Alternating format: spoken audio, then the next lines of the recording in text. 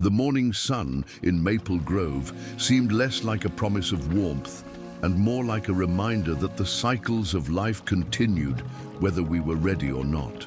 Eleanor sat on the edge of her bed for the last time in the room that had been her sanctuary for decades. The walls bore the marks of photographs that had once smiled at visitors, now just pale stains of a time gone by.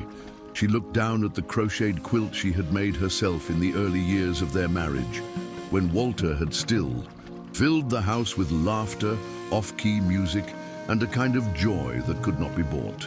The grief that had permeated every room like a stubborn shadow since his death weighed heavily on Eleanor's fragile shoulders, but there was something stronger about her that morning, a silent choice not to let sadness be her final companion. She dressed with care, choosing a navy blue skirt and a soft cotton blouse, applied a subtle shade of lipstick, and tied her graying hair into an elegant bun. It wasn't vanity. It was a pact with herself. Even in pain, there was still beauty to be honored. The black car waiting in front of the house seemed out of place in the landscape of tree-lined streets and carefully painted wooden houses. Eleanor climbed into the back seat with the composure of a lady who, despite carrying a wounded soul, refuses to be reduced to her pain. As the car drove away, she looked out the window and saw the places that had been the stage of her story. The cafe where Walter asked her to be his girlfriend, the library where they spent afternoons reading in comfortable silence, the park where, as old people, they took long walks hand in hand, like children playing for eternity. Each memory was a gentle sting in her chest, but also a reminder that she had loved intensely, lived fully. Closing her eyes, Eleanor murmured a simple prayer, more heartfelt than rehearsed. May I take with me only gratitude, not bitter longing. She knew that her destination that morning was Willow Gardens, a place that many saw as the end of the line. But for Eleanor, if there was life, there would still be seeds to plant.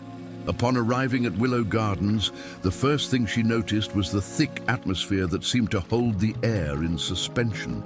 The main lobby was decorated with antique furniture and paintings of flower fields that seemed to belong to another time. The mixed smell of disinfectant and artificial flowers tried, unsuccessfully, to mask the aroma of silent abandonment. The residents Eleanor passed in the hallways seemed like ghosts of themselves, shuffling along with dull eyes and aimless steps. But she, with her erect posture and lively eyes, seemed like a musical note ringing in an empty room. Each step she took was a silent affirmation, "I am alive." Sophie, the young nurse who greeted her, immediately noticed the difference. Accustomed to haggard faces and heavy silences, Sophie felt something light up inside her just by looking at that woman, who smiled out of the corner of her eye. Eleanor shook her hand firmly and said, "Nice to meet you, my dear. Let's make this a home, shall we?" And in that handshake, a new story began to be written, even if neither of them knew it yet. In the early days, Eleanor discovered that hope also had a smell, a sound, and a color. While most of the residents remained withdrawn in their rooms, she made a point of walking the halls, giving small waves, discreet compliments, and sometimes just a look that said, "I see you." Over time, she began to sit in the lobby with her sewing box, proposing small projects, mending a blouse, embroidering initials on forgotten handkerchiefs. And like shy flowers responding to the first warmth of spring, the residents began to approach her, first with curious glances, then with shy requests for help. Eleanor understood that this was not about sewing. It was about reconnecting sleeping hearts to the simple act of being cared for. The afternoons were filled with stories exchanged, shy laughter, and sometimes tears that flowed without shame. The sadness did not go away, but it found shelter within something greater, the company.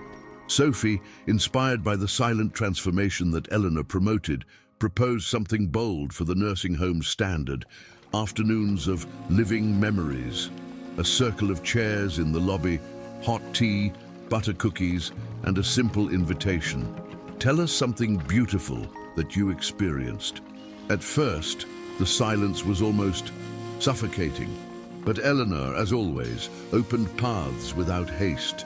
She told about her improvised wedding in her parents' backyard, where the flowers were sedges decorated with old ribbons, and the cake was a simple cornbread.